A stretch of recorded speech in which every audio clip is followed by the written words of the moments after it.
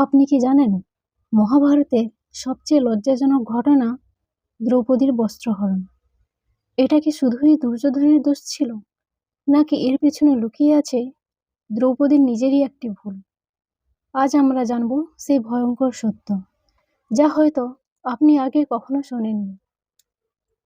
দ্রৌপদী শুধু একজন রানী নন, তিনি ছিলেন শক্তি, সৌন্দর্য আর সম্মানের প্রতীক।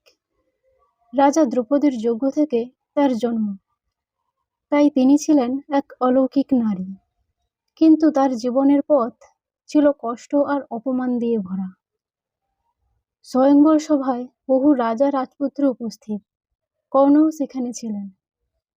কিন্তু যখন কর্ণ ধনুক তুলতে যান, দ্রৌপদী তাকে থামিয়ে দেন। তিনি বলেন, আমি কোনো সুতপুত্রকে বিয়ে করব না।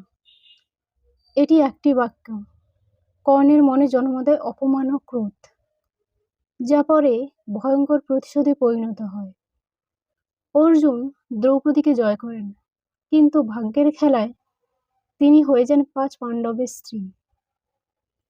এই অদ্ভুত পরিস্থিতি ভবিষ্যতের অনেক সমস্যার সূচনা করে। একদিন মায়াসভায় দুর্যোধন জলের জায়গায় মাটি ভেবে পড়ে যান। সবাই হাসে, কিন্তু সবচেয়ে বড় ভুলটা করেন দ্রৌপদী। তিনি বলেন, অন্ধের ছেলে অন্ধই হয়। এই কথাটা দুর্যোধনের হৃদয়ে আগুন জ্বালিয়ে দেয়। শকুনির পরিকল্পনায় শুরু হয় পাশা খেলা।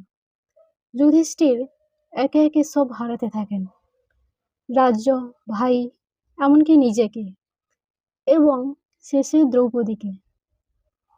দুঃশাসন দ্রৌপদীকে টেনে আনেন সভায়। তিনি প্রশ্ন করেন, যে নিজেকে হেরে গেছে সে কি আমায় বাজি রাখতে পারে? কিন্তু কেউ উত্তর দেয় না।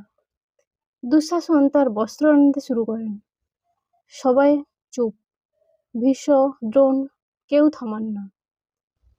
দ্রৌপদী অসহায় হয়ে শ্রীকৃষ্ণকে ডাকেন, এবং তখনই ঘটে অলৌকিক ঘটনা।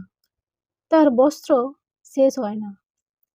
তাহলে এটা কি শুধু দুর্যোধনের দোষ, নাকি দ্রৌপদীর সেই দুটি ভুল, কর্ণকে অপমান, দুর্যোধনকে অপমান, এই ঘটনাগুলোর বীজ বপন করেছিল?